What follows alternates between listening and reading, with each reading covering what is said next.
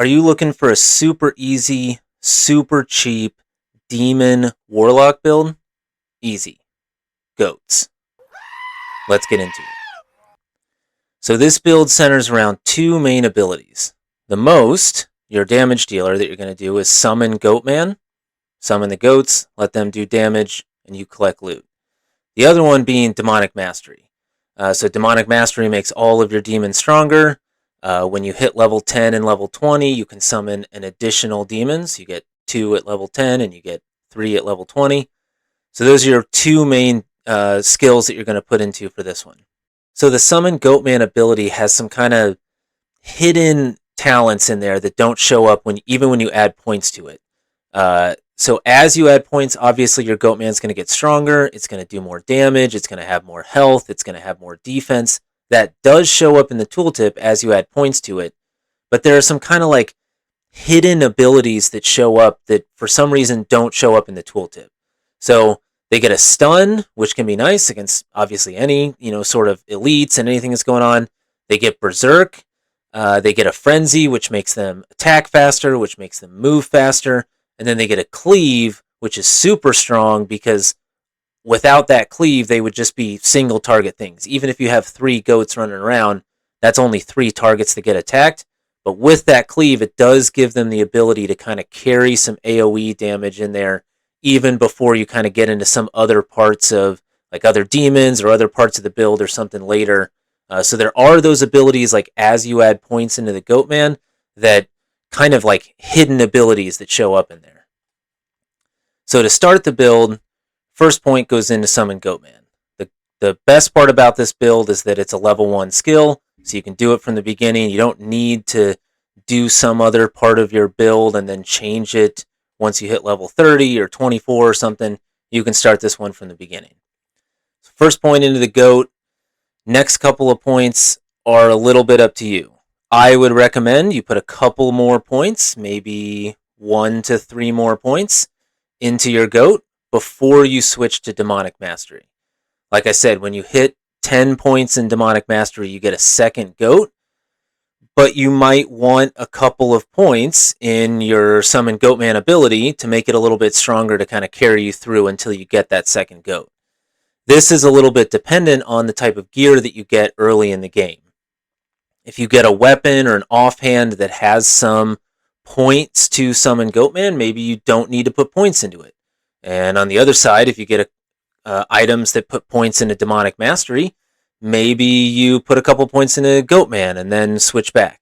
Regardless, you're going to want to get 10 points into Demonic Mastery kind of as quickly as you want, but maybe you put a couple points into Goatman first. So once you hit level 10 of Demonic Mastery, now you can summon your second goat. So depending on how strong your goat is, regardless, you're doubling your damage at this point when you can now summon the second one. So from here, you can kind of add some of the additional points that help with this build. So the first being Death Mark. So this allows you to teleport your demons. It also gives them a little bit more damage, and they reduce the defense of the stuff that they're attacking. But the best part of this is that you can teleport your demons. So better than other classes that have minion builds, this one allows you to reposition them if you need to attack something in the back, like one of those fallen shaman that are raising things or something like that. So you're going to want a point in Death Mark. You can also put a point into Sigil Lethargy. So this is the only thing we're going to go outside of the demon tree for. I actually kind of stumbled on this. I had an item that put something into it. So it puts a little circle on the ground that slows the enemies that are in there. So it slows their movement speed, it slows their attack speed, it slows all kinds of stuff that they're doing. And otherwise, you're not really spending mana. Like I put this as my main ability that I cast, because otherwise you're just standing there waiting for your goats to do damage. So this gives you something to contribute. It's really good against bosses because it slows their attack speed, and so now they're hitting less frequently, allowing your goats to stay alive longer, and on it goes. So you can also put a point into Blood Oath. That gives some defensive ability for your demons, also kind of transfers some of your damage that you take to your goats. That can be good. And then you want to put some points to get to Engorge, because Engorge allows you to heal your demons when they take some damage. Honestly, I only really think you need 1 point into Engorge. It heals enough that you don't need to waste a bunch of points maxing that thing out really at any point in your build. Presumably later in the game you're going to have plus to skills, and so that'll get, maybe 6, 7, 8 additional levels. Honestly, I think 1 point total ever is needed for that. So you spend a couple of levels adding to these kind of additional skills, and then you want to go back to Goatman. Put the rest of your points into there, so depending on how many you put at the beginning, this might be another 15 levels or skills that you put into that. And then you want to switch back to Demonic Mastery. So 10 more points in a Demonic Mastery gets you, full 20. It allows you to summon a third Goatman. And now, basically, the Goat portion of this build is finalized. I would argue, like when I did my playthrough with the Warlock, this just Goats alone can easily get you through probably 3/4 of Nightmare, and you're not even putting any effort into this. I think the entirety of through Nightmare, I wore entirely Magic Find gear. Basically didn't take any damage. Just watch my goats run around and kill stuff while I'm picking up gear and, clicking on pots to kick and that kind of stuff. Super easy in that sense. Once you get that point, then you can go into kind of the later game build where you would probably start to work on Bind Demon. You can work on continuing to put points into your defensive abilities and kind of, play around with some stuff that you want there. But as far as that is, like, this part of the build is going to get you through, like I said, at least 3/4, maybe even the entirety of Nightmare pretty easily without putting a whole lot of thought into it. All right, so let's talk about some of the pros and cons of this build. The biggest pro of this build is that it's super safe.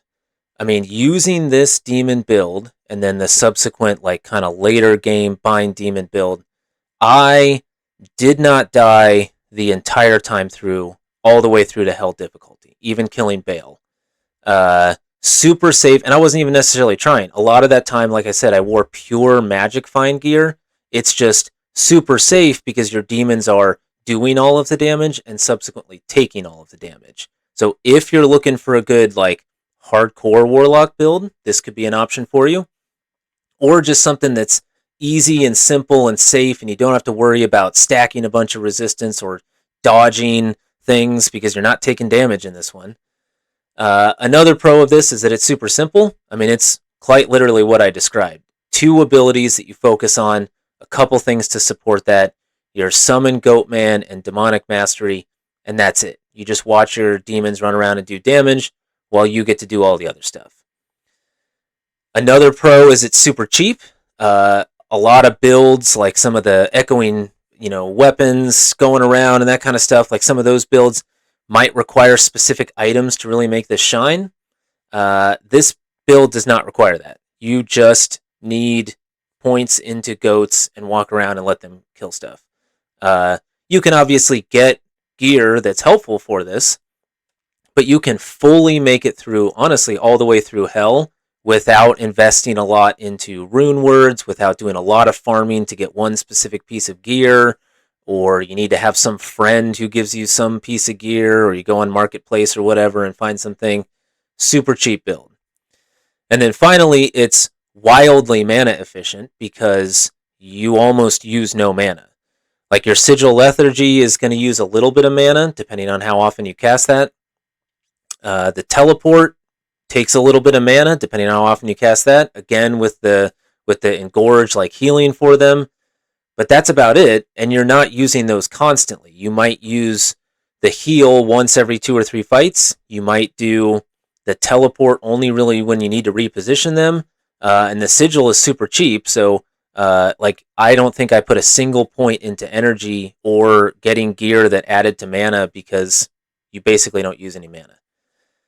Some of the cons of this build, though, it is pretty slow. So if you're going to look at other builds or other guides talking about builds, they're going to talk about how quickly you can farm stuff and go through that kind of stuff.